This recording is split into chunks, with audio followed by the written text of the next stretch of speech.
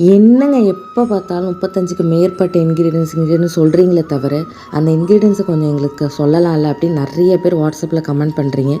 So அவங்களுக்காக தான் note பண்ணிக்கோங்க.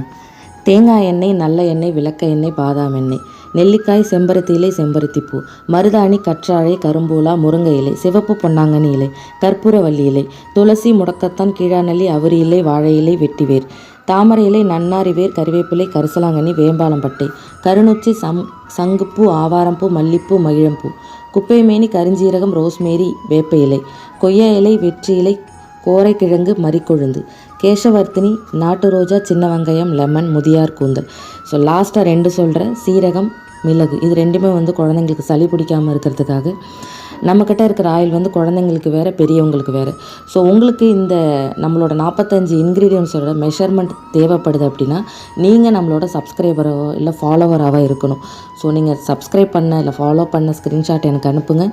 நான் உங்களுக்கு இதோட மெஷர்மெண்ட்ஸ் எல்லாமே நான் உங்களுக்கு சென்ட் பண்ணுறேன், வாட்ஸ்அப் பண்ணுறேன்.